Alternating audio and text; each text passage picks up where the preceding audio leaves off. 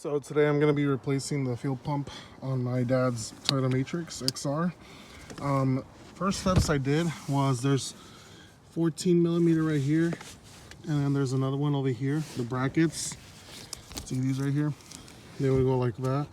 So you would want to remove that 14 millimeter, both sides, and then it exposes your fuel pump. And if you guys want to figure out how to get this to stay up without having someone holding it or, falling on you, what I ended up doing was I grabbed the middle seat belt and I did this to it. Kind of makes sense to disconnect the negative on the battery. And then you have the fuel pump cover, and basically it's sitting like this, and all it's being held down with is like this RTV sort of stuff, or this glue. Easy to take off, just need a flathead. I just went with the flathead around it and I was able to pop it off. And then we have two connectors, basically easy. They're kind of hard though, just press them right here. Same deal with this one, just press them right here. And they both should slide out. So now there's a couple of screws all around it. So it's a 8 millimeter. You can use a 8 millimeter, and they should be easy to get off. So I'm gonna use my cordless right now to get them out. So this one, it's easy to take off. There's these little ears on the side, and all you want to do is push them outwards, both sides, and then slide it out. This little thing right here, it slides, and then we're gonna take off this one right here. We're gonna squeeze both of these and then slide it out. And after battling with this for the longest time, basically what you're trying to do, and I was trying to figure this out, you want to squeeze these two clips in very, very, very hard. Don't be afraid if you think you're gonna break it, because you're not. So I squeezed these very, very hard with some needle nose pliers, and I pulled it out and I was able to get it off. So then we got our fuel line off. Oh, there's a spider. I'm scared. Ah! All right, and then with that, should be able to remove this fuel pump. Be extremely careful with the fuel gauge. So then, inspecting the fuel pump, we're gonna want to hit these 4 clips. 1, 2, 3, and 4. We're gonna press them all in, and then the cap should come right off. We're gonna want to unplug this right here, and then this one over here. We're gonna unplug both so we can start separating it. So there you have it. I already separated the top section, and now we're gonna be extremely careful with all these O-rings and whatnot inside the fuel pump or the housing. And now to get the filter off and the fuel pump out of its cage, we gotta release these couple of tabs on the bottom side. See them all along? Yeah, we're gonna release those tabs, and then it should come out. And there you have it. That's the fuel pump. It should come out with the filter attached to it. Careful when you remove all this stuff. And it should slide out if I'm not mistaken, but we gotta put some force because there's an O-ring right there. So I already went ahead and removed the old fuel pump right here, and I already assembled the new one. So when you buy the fuel pump kit, you're gonna get like a goodie bag with like a bunch of little stuff, adapters, rings, O-rings, and these clips. So you're gonna get the fuel pump bare bones, and you're gonna want to slide in this little adapter, and then you're gonna want to put the single O-ring that's inside the kit, and then this white cap. So that's that. And then when you put the filter in, there's a cap.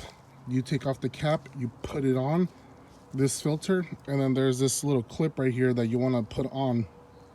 I used the flathead so I could get it on easily, but other than that, it's already connected. So now we're just gonna slide it back in like that, this way. I'm probably gonna have to use both hands since it was kind of tight in there, but yeah, basically it goes inside right there, and let's go ahead and assemble it. Then we're gonna want to put this rubber stopper, I guess you can call it, or rubber absorber for vibration. I don't know what it really is for. So once we put that on, then we can put the cap back on. So there you have it. I already put the cap back on. So let's now put the top portion back on. Make sure you connect the wires on the cap. So there you have it. There's another O-ring for this one on the inside.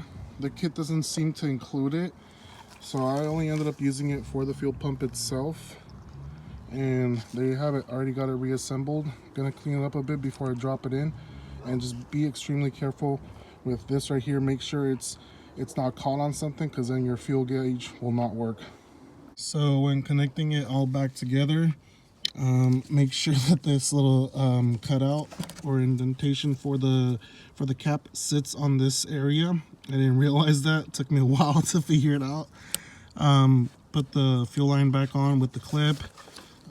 Make sure to angle this the correct way, and make sure this goes in all the way, because if not, your fuel's gonna go all over the place. I believe this is the return and this is the send.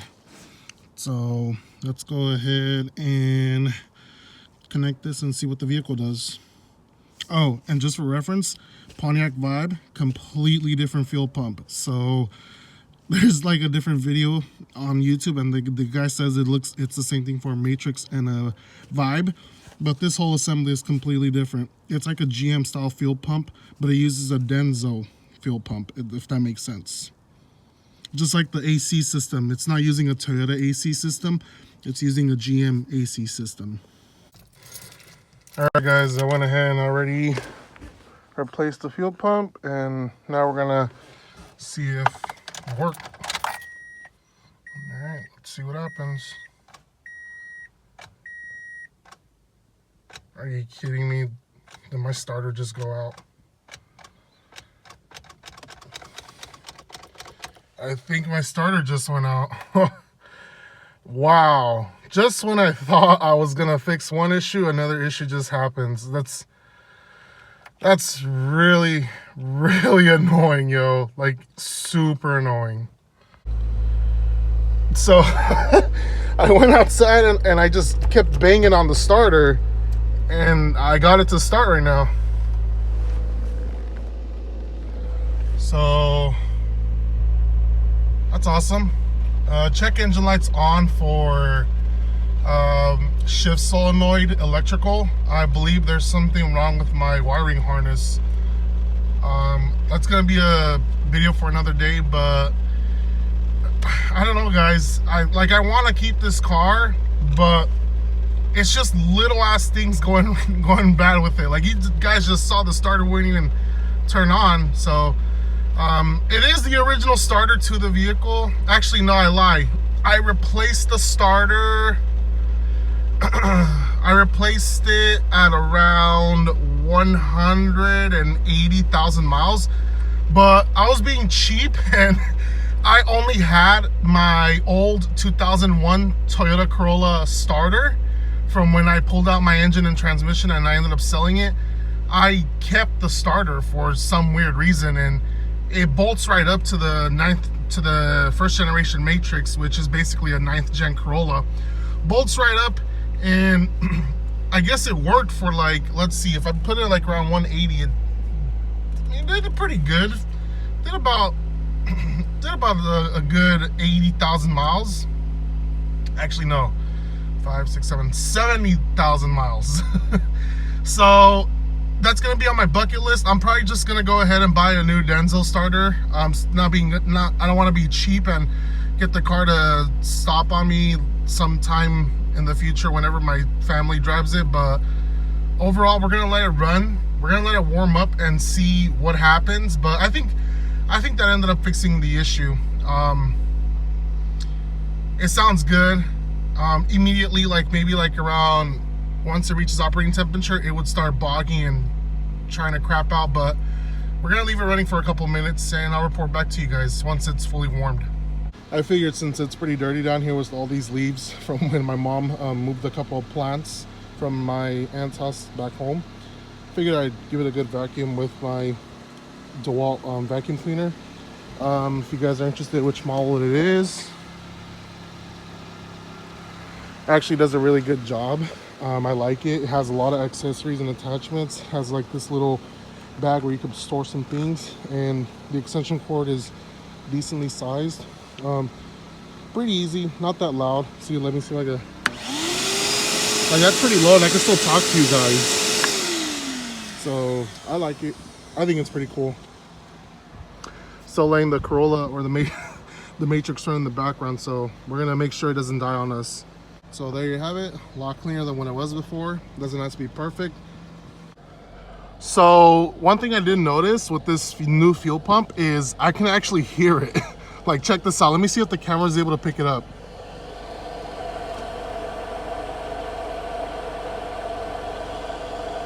You guys hear that humming sound? That's the fuel pump doing its job. When we had the old fuel pump, I tried to get it to start, and when I was able to, I could barely hear it.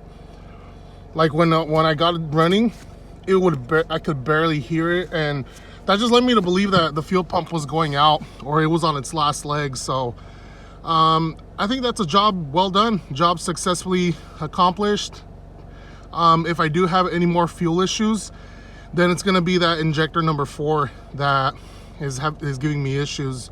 So who knows, I might end up getting the fuel injectors tested and see which one's not operating correctly, and once we do determine one is going out or one is bad, then we'll end up getting it replaced, or I'll most likely end up getting them all replaced, just since those fuel injectors have 250,000 miles, and parts for these cars are extremely cheap, guys. Like you wouldn't believe it, man. This fuel pump only cost me, like, I believe $70 off Rock Auto, and it's cheap in my book, you know, and it was really easy to do.